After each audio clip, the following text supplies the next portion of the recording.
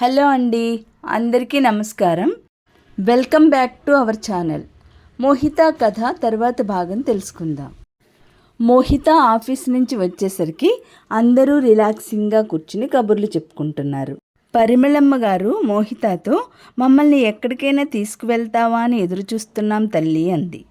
ఈరోజు అందరం ఎక్కడైనా భోజనం చేయాలని నిర్ణయం అయింది అంది శాంతమ్మ. మోహిత వెళ్ళి స్నానం చేసి వచ్చింది. అప్పటికే అందరూ కారు దగ్గర సిద్ధంగా ఉన్నారు. మోహిత కారు ఎక్కుతూ, నేను డ్రైవ్ చేయలేను, టైర్డ్ అయిపోయాను అని చెప్తుంది. తరుణ్ డ్రైవ్ చేస్తాడు. కారు పబ్లిక్ గార్డెన్లోకి వచ్చి ఆగింది. అందరూ దిగి కూర్చున్నారు. ఒకసారి వేరుశనగకాయలు తిని వైజాగ్లో బీచ్ ఒడ్డు గుర్తు చేసుకుందామా అన్నారు రమానందం గారు. అమ్మో, మీ ఫ్రెండ్కి పెట్టవద్దు అంది శాంతమ్మ. సింగినాథం, తినేస్తాను అన్నారు విశ్వనాథం గారు. అందరూ తింటున్నారు. తరుణ్ శాంతమ్మ ఇస్తుంటే వద్దని చేత్తోనే వారించాడు. ఏమిటో నాకు మద్రాసు వెళ్ళబుద్ధి కావడం లేదు అంది పరిమళమ్మ గారు. ఇక్కడే ఉండిపోండి అంది శాంతమ్మ. అది జరిగినా ఆశ్చర్యం లేదు, తరుణ్ బిజినెస్ బ్రాంచ్ ఒకటి తెరుస్తున్నాడు ఇక్కడ అన్నారు రమానందం గారు. తరుణ్, చప్పున ఆ పని చెయ్యి బాబు అన్నారు విశ్వనాథం గారు. తరుణ్ దూరంగా కూర్చుని ట్రాన్సిస్టర్లో పాటలు వింటున్నాడు. తరుణ్, వచ్చినప్పటి నుంచి చూస్తున్నాను, ఏమిటి అలా ముభావంగా ఉంటున్నాడు, మనతో కలవడు అంది శాంతమ్మ. అతనికేం తోస్తుందే? మన కబుర్లు పిల్లలకి బోరుగా ఉంటాయి కదా, మన మోహి విసుగ్గా పెట్టదు ముఖం అన్నారు విశ్వంగారు. వాడు ఒక ఇంటివాడు అయితే పరిమళమ్మగారు అంది. అవుతాడు, మీరేం భయపడకండి శాంతమ్మ ధైర్యం చెప్పింది. ఎప్పుడూ ఇదే సంగత? రమానందం గారు కేకలేశారు. మోహిత మౌనంగా వింటోంది. నిన్నటికి ఇప్పటికీ ఎంత వ్యత్యాసం! తరుణ్ ఎందుకు పెళ్లి వద్దంటున్నాడో అర్థమైంది. మోహిత, వెళ్ళమ్మా, వాడి దగ్గర కూర్చుని కబుర్లు చెప్పు అంది పరిమళమ్మ గారు. మోహిత లేచి వెళ్ళింది. ఏమిటి ఆలోచిస్తున్నారు అంది చనువుగా. ఏం లేదు అన్నాడు. మీ అమ్మగారితో నేను మాట్లాడతాను అంది. Thank you. నిన్న జ్యోతికి ఏమని చెప్పారు అని అడిగింది మోహిత. క్షమాపణ చెప్పుకున్నాను. నాకసలు ఈ ఊరు వచ్చే ఉద్దేశమే లేదని, పెళ్లి చూపుల సంగతి నాకు తెలియదని, బంధువుల ముందు గొడవ పడలేక వచ్చేశానని, నాకు పెళ్లి చేసుకునే ఉద్దేశమే లేదని అన్నాను. జ్యోతి ఏమంది అప్పుడు? నన్ను ఒక పనికిమాలిన వాడిని చూసినట్టు చూసింది. మీరు ఇష్టం ఉండి వచ్చారా లేదా అన్నది నాకు అనవసరం. నన్ను చూశారు కదా, మీ అభిప్రాయం చెప్పండి అంది. నాకు అసలు పెళ్లి చేసుకునే ఉద్దేశమే లేదు అన్నాను. తను ఆ మాట వినగానే వెళ్ళిపోయింది. అలా ఎందుకు అన్నారు? ఊరుకోవాల్సింది. ఊరుకుంటే మా అమ్మ ఈరోజు తాంబూలాల కార్యక్రమం పెట్టించేది చిరునవ్వుతో అన్నాడు. మోహిత నవ్వింది. తరుణ్ నిన్నటికంటే ఈరోజు రిలాక్సింగ్గా ఉన్నాడు. ఫ్రెండ్స్ బాగా ఉన్నారా అడిగింది మోహిత. పర్వాలేదు, అవసరానికి వచ్చి ఆదుకునేవాళ్ళు 4-5 ఉన్నారు. మీ కుటుంబం గురించి అమ్మా నాన్న నాకు చెబుతూ ఉండేవారు. విని విని ఎంత అలవాటు అయిందంటే మిమ్మల్ని చూస్తుంటే కొత్తవారుగా అనిపించలేదు నాకు అంది మోహిత. నా చిన్నప్పుడు మీరు లేరు, అప్పటికి ఇంకా పుట్టలేదు అన్నాడు తరుణ్. మోహిత అవునన్నట్టు తల తిప్పింది. చూసారా, నేను ఆలస్యంగా పుట్టడంతో వైజాగ్ కబుర్లు గుర్తు చేసుకునే ఛాన్స్ పోగొట్టుకున్నాను.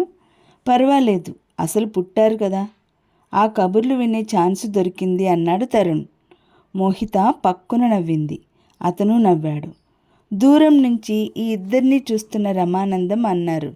చూడువే చూడు, వాడికి ఎందుకు పెళ్లి కాలేదో ఇప్పుడు అర్థమైందా? వాడికి తగిన భార్య కావాల్సిన అమ్మాయి ఇక్కడుంటే మనం ఎక్కడో వెతికితే ఎలా కుదురుతుంది అన్నారు. నిజమే సుమా అన్నారు పరిమళమ్మ గారు. ఏరా, నేనేమైనా అసంగతమైన మాట అన్నానా అన్నారు రమానందం విశ్వాన్ని చూస్తూ. లేదురా, చల్లటి మాట చెప్పావు.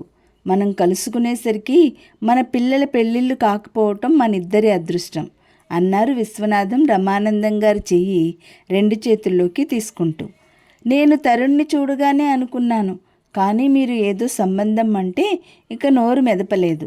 నేను చెప్పానా, ప్రతి సమస్య ఆ భగవంతుడే తీరుస్తాడని. శాంతమ్మగారు చేతులు జోడించి భగవంతుడికి నమస్కారం పెట్టుకుంది. ఆ రాత్రి పొద్దుపోయిన తర్వాత అందరూ హోటల్ భోజనం చేసి ఇంటికి తిరిగి వచ్చారు. తల్లి తండ్రి ఇంత ఆనందంగా ఉండగా మోహిత ఎప్పుడూ చూడలేదు. మోహిత నైట్ గౌన్ వేసుకొని పక్క సర్దుకుంటుంటే పరిమళమ్మగారు అక్కడికి వచ్చి మంచం మీద కూర్చుంది. మోహి, నేను ఒకటి నిన్ను అర్థించడానికి వచ్చాను తల్లి. చెప్పండి ఆంటీ. మా వాడి చేత ఎలాగైనా సరే నువ్వు పెళ్ళికి ఒప్పించాలి. మీ ఇద్దరూ ఒక వయసు వాళ్ళు. వాడి అసలు ఉద్దేశం ఏమిటో కనుక్కో, చెబుతాడేమో. కనుక్కుంటాను ఆంటీ, కానీ ఒక షరతు. మీరు నేను చెప్పినట్లు వినాలి. నువ్వు ఏం చెప్పినా వింటాను అంది ఆవిడ. అంత త్వరగా ప్రామిసులు చేయకండి ఆంటీ. నీ మీద నాకు నమ్మకం ఉందమ్మా. అయితే నేను చెప్పినట్లు వినండి. 1 ఏడాది తరుణ్ణి పెళ్లి విషయం గురించి మీరు విసిగించకండి. ఏడాదా? ఆవిడ ముఖం చిన్నబోయింది. మీకు మీ అబ్బాయి దారికి రావాలంటే అదే మార్గం. సరే, అలాగే. నువ్వు చెబుతున్నావుగా, వింటానులే. నేను నా ప్రయత్నం చేస్తాను. ఆ పైన మీ అదృష్టం. అలాగేలే అంది పరిమళమ్మగారు. ధైర్యంగా ఉండండి ఆంటీ. మీ అబ్బాయి పెళ్లి చేసుకుంటాడు. మీరు రత్నాల్లాంటి మనుమలకి నాయనమ్మ అవుతారు అంది. దేవుడు నిన్ను చల్లగా చూడాలి తల్లి. ఆవిడ కళ్ళల్లోకి నీళ్లు ఉబికి వచ్చాయి.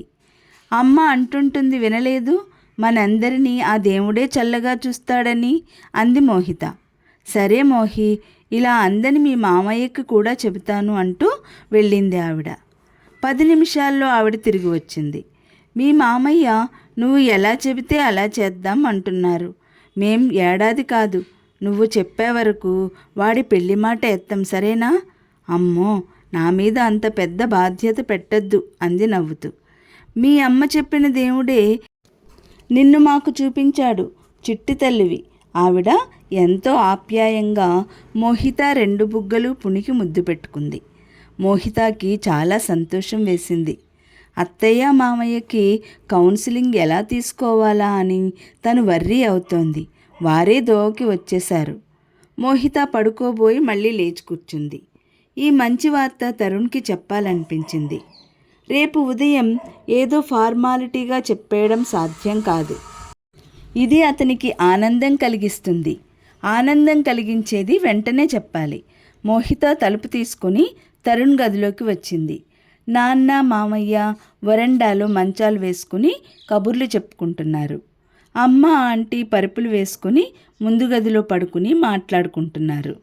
నాన్న గది తరుణ్కి ఇచ్చారు. మోహిత వచ్చేసరికి తరుణ్ మంచం మీద గోడకి దిండుకు ఆనుకుని చేరగిలబడి కూర్చుని పుస్తకం చదువుతున్నాడు. హలో అంది ఉత్సాహంగా. అతను ఉలికిపాటుగా తలెత్తి చూశాడు. ఇదేమిటి, ఇంత పొద్దుపోయింది, ఇంకా మేలుకునే ఉన్నారా? రేపు ఆఫీస్ లేదా అన్నాడు. మీరేమిటి ఇంకా మేలుకున్నారు అంది మోహిత. నిద్ర రావడం లేదు. రోజూ అలా అరగంటైనా పుస్తకం చదువుతాను అన్నాడు లేచి మోహిత కోసం కుర్చీ జరుపుతూ. మీకో విషయం చెప్పాలి అంది కూర్చుంటూ. చెప్పండి, ఏమిటది? మీ అమ్మా నాన్న ఏడాది వరకు మీతో పెళ్లి గురించిన మాట ఎత్తరు. నిజంగానా? ఆశ్చర్యంగా చూశాడు. నిజంగానే. ఇక నుంచి మీతో సంప్రదింపులు లేకుండా వారు మిమ్మల్ని పెళ్లికి వేధించరు. అతను నమ్మలేనట్టు చూస్తున్నాడు. చూసారా, మనం ఒకటి అనుకుంటే జీవితం ఇంకోటి అవుతుంది. అదే థ్రిల్. మీరు బయలుదేరే ముందు మీకు ఇలాంటి రిలీఫ్ దొరుకుతుందని అనుకున్నారా? చూపుడు వేలు చూపిస్తూ అంది. అతను లేదు అన్నట్టు చూశాడు. ఇక మీరు నిశ్చింతగా నిద్రపోండి. శాంతంగా మీ బిజినెస్ చూసుకోండి. మంచి లాభాలు తెచ్చుకోండి అంది. Thank you. ఈ వార్త రేపటి వరకు ఎందుకు అని ఇప్పుడే వచ్చి చెప్పేశాను. గుడ్ నైట్ అంటూ మోహిత లేచింది. 1 నిమిషం ఆగండి. అతను మంచం మీద నుంచి లేచి డ్రాయర్ తెరిచాడు. గబగబా ఏదో వ్రాసి తెచ్చి మోహిత చేతుల్లో పెట్టాడు. ఏమిటి? మీరు నాకిచ్చిన రిలీఫ్కి నేను మీకు ఇచ్చుకుంటున్న ఫీజు అన్నాడు. అతని ముఖంలో నిజంగానే ఆనందం కనిపిస్తోంది.